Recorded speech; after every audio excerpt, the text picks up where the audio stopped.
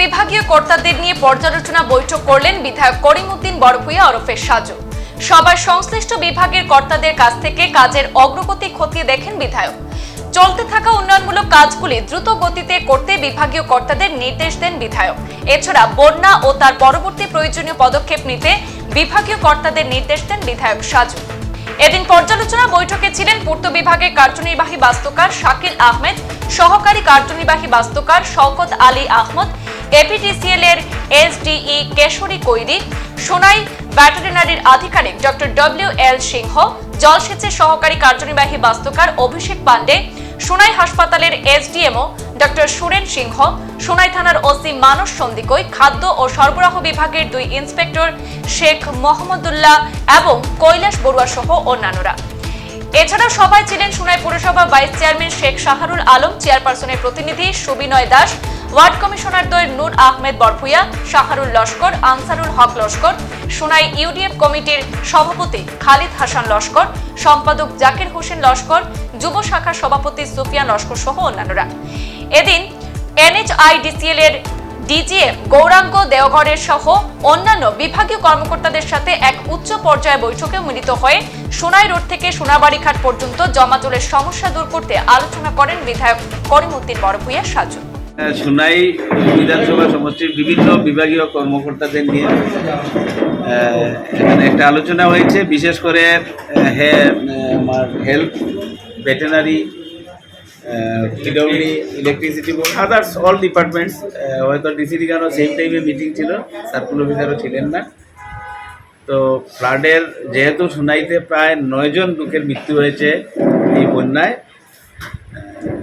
তার জন্য কি কি আমাদের খামতি ছিল, কমি ছিল, কী কারণে কি ল্যাক্স কি, আমরা আগামীতে যাতে এই ধরনের কোনো ঘটনা না ঘটে সোনাইতে প্রত্যেক বিভাগ সতর্ক, প্রত্যেকে আন্তরিকতার সঙ্গে কাজ করার একটা এসিউরেন্স দিয়েছেন। আর পোস্ট ফ্লাড যেগুলা প্রিকশন নিতে হয়, ভেটেরিনারি হোক বা হেলথেরই হোক, সেগুলোও নেওয়া হবে আগামীকালকে থেকে।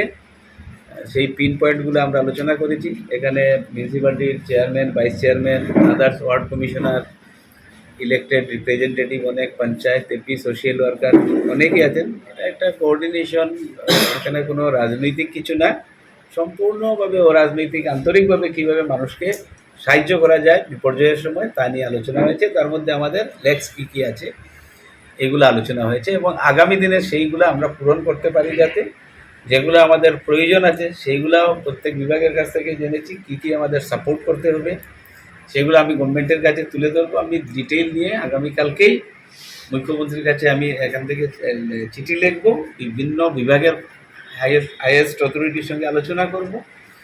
দুঃখের বিষয় কিছু হলো, এখন পর্যন্ত ভেটেরিনারি আমাদের কোনো গোখাদ্য এখনও সোনাইতে পৌঁছায়। তাছাড়া আমাদের ডাক্তারের অভাব আছে, নার্সের অভাব আছে, মেডিসিনের অভাব আছে, এগুলো তো আছে, এগুলো রেগুলার প্র্যাকটিস। এটা আজকে হঠাৎ করে ক্রাইসিস হয়েছে না, গ্রাজুয়ালি সবসময় ফ্লাড আসলে আমাদের 60-70% আমাদের জোগাড় থাকে, অ্যারেঞ্জমেন্ট থাকে, 40% ল্যাক্স থাকে।